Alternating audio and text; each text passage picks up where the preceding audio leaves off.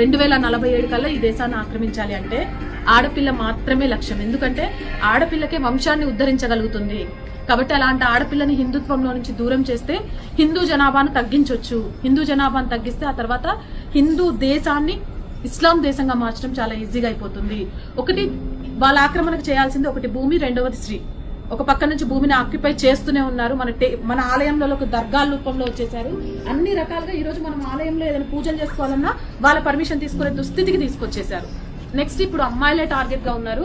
ఇక్కడ ఏజ్ తో సంబంధం లేదండి. ప్రతి ఒక్కళ్ళు మన ఇంటి తలుపు తట్టేదాకా మనకెందుకు అని చూస్తే ఖచ్చితంగా అది తట్టిన రోజు తట్టుకోలేనంత బాధ మనకు మిగులుతుంది. ఇంకొక విషయం కూడా, ఈ సినిమాలన్నీ కూడా ఏం చూపిస్తున్నాయంటే అమ్మాయిలు టార్గెట్ అవుతున్నారు అనేది, కానీ హిందూ అబ్బాయిలు కూడా టార్గెట్ అవుతున్నారు. అది నిజం. హిందూగా ఉన్న ప్రతి ఒక్కరిని టార్గెట్ చేయడం, అయితే వాళ్ళ ప్రాణాలు తీయడం, లేదా వాళ్ళని మతం మార్చుకోమనడం. మతం మార్చిన వాడంతా కాపీరే. ఇది వాస్తవం. వేల కేసులు ఈ రోజు స్క్రీన్ మీద చూపించిన కేసులే కాదు, ఎందుకు చచ్చిపోతున్నారో కూడా అమ్మాయిలకు తెలియకుండా చచ్చిపోతున్నారు. కసబ్ లాంటి ఒక దుర్మార్గుడు ఒక పెద్ద బ్లాస్ట్ చేసి చేతికి కాషాయ తాడు కట్టుకొని ఇది కాషాయ హిందువులు చేసింది అని చిత్రీకరించడానికి చూపించడానికి ఎలా ప్రయత్నం చేశారో, ఈ రోజుల్లో కాషాయ తాడు కట్టుకుని మన పక్కన ఎవరైనా ఉండొచ్చు, ఈ షోలోనే ఎవరైనా ఉండొచ్చు, మనకు తెలియదు.